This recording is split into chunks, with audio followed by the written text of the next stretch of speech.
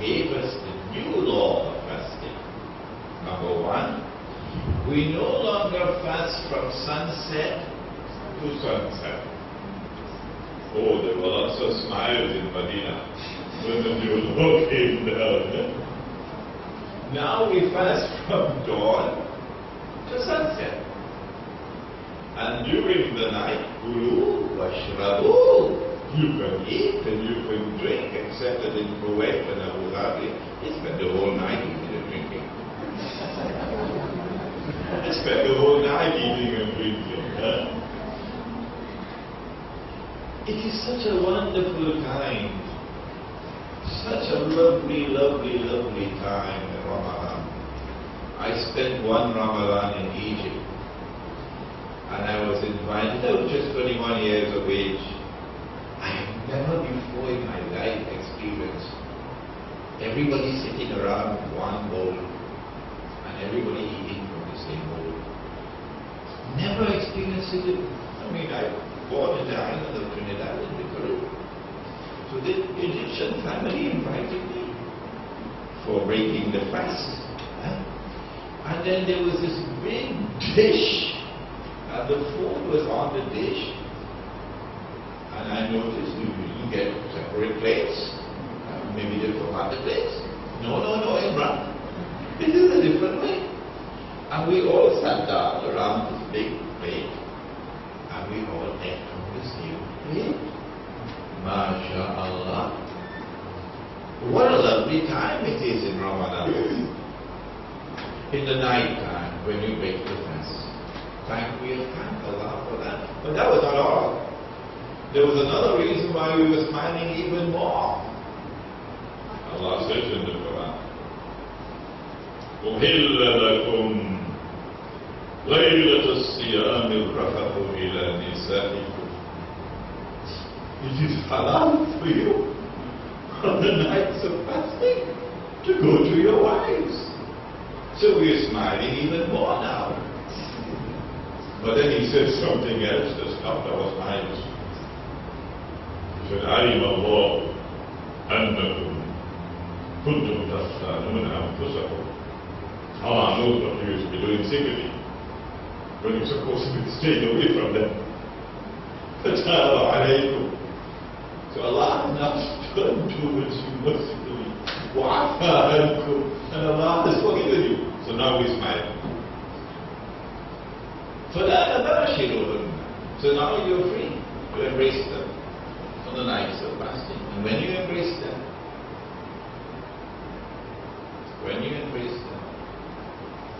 وَابْتَغُوا مَا كَتَبَ اللَّهُ لَكُمْ. And now seek for what Allah has written for you. Meaning, Allah does the writing. Allah writes how many children you will have, how many boys and how many girls. He didn't write extra patergano, you know. He writes how many children you will have. It's just a Teregano who was following Allah's law.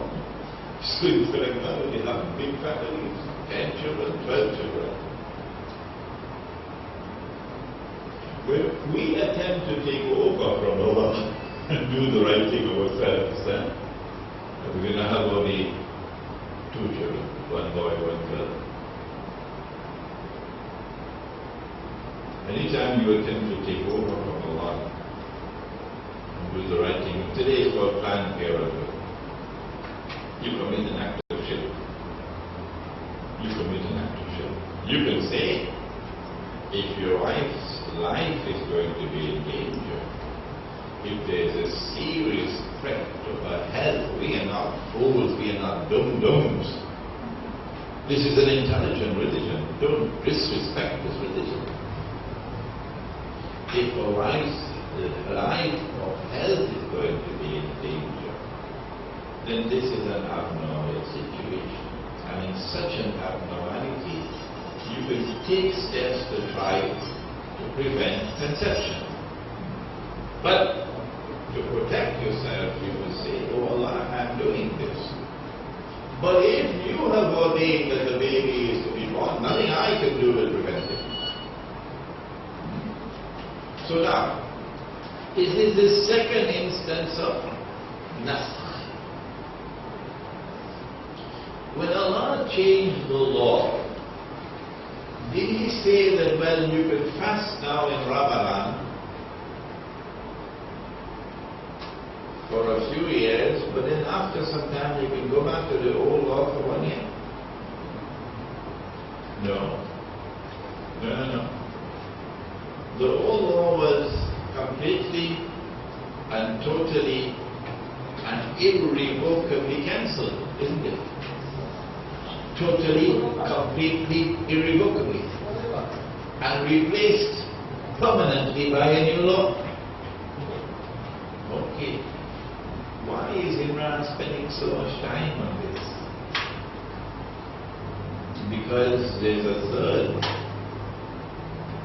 a third instance of nasakh that we must now come to. Allah changed the law of punishment for adultery. Oh yes, He did.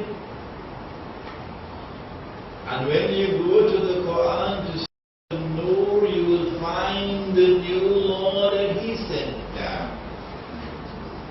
You know what was the old law. The old law is in the Torah, and this is the new law which is in the Quran. And the new law is a public flogging. Or did He say, well, you will have the new law Monday, Tuesday, Wednesday, Thursday, Friday, and the old law Saturday and Sunday? Did He say that? Is there only a partial cancellation of the old law and a partial replacement by the new law? No. The old law is totally, completely and irrevocably cancelled. Now you understand why I took my time. And it is replaced totally and completely by a new law. But then what do you do when you find a hadith, even in Bukhari, which say that, oh no. The old law is not completely cancelled. No. The old law is cancelled only when they are not married. But if they are married, the old law is still in force. Yes, there are several ahadiths. What do you do when the ahadiths are in conflict with the Quran? Now we know who are those who have backbone to adopt the proper methodology, and those who want to still continue to wander in the wilderness. This is how important this subject is. It is an explosion waiting to occur. This is an explosion waiting to occur. The Egyptian armed forces which responded to the uprisings in Egypt in a suspiciously docile way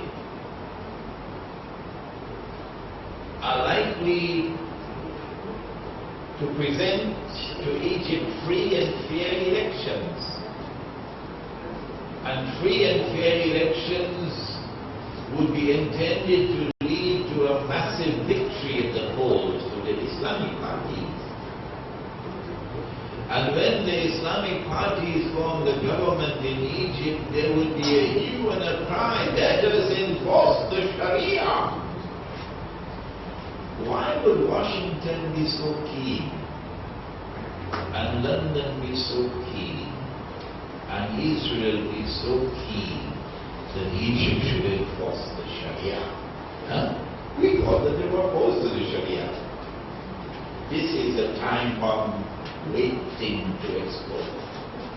Because the Islamic governments that will come to Egypt and to Tunisia and to Yemen, to Syria, will now have to decide what is the punishment for zina. And there are lots of zina in the world today, and we know that. And so the world is going to be treated to the spectacle. They'll cause the heavens to shake with anger of Muslim governments stoning people to death. It has not happened so far. I don't know. I think in Nigeria they found some loophole. I don't know what Karantan has done. Have they stoned anyone in Karantan again?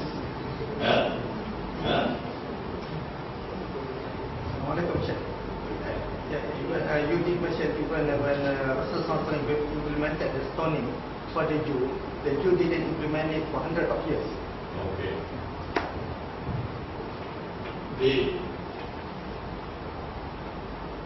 Tell me when you had enough, huh? Never enough. Never enough. But there will be a second installment.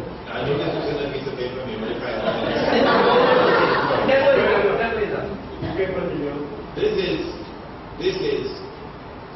This is an example of the kind of problems you have when you use wrong methodology.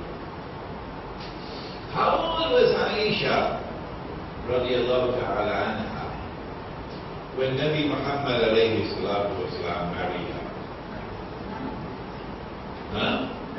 9? Oh.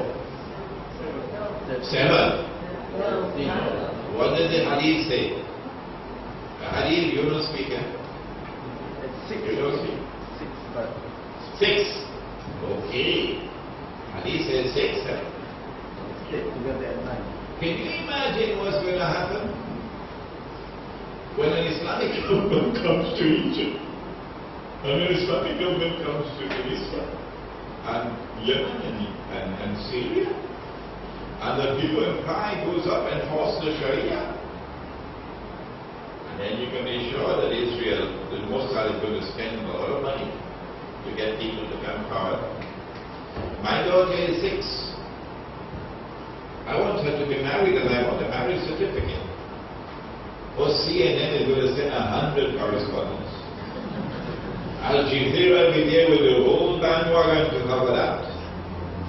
And the whole world will be witnessing the spectacle of Muslims marrying their daughters at 6 because Muhammad sallallahu alayhi wa sallam married Aisha at the age of 6 because the hadith says so. The hadith says so. So my response is were there any witnesses to the marriage? If there are none, then any Tunku, any Tun, any Raja could not marry without a witness to that. Yeah, you could get married without a witness. Very convenient, isn't it? If he did not have witnesses. For a marriage to be valid, there must be witnesses. So where were the witnesses? Do we have any evidence of the witnesses? Okay. Number 2. In order for a marriage to be valid, the consent of the girl must be obtained. And if she has a wali, you have to ask the wali. And the wali must have the freedom to say yes or no on her behalf. If he does not have the freedom to say no, that is not a valid marriage. So the question that we are asking is, in this so-called marriage ceremony that you all just said that he had, did Aisha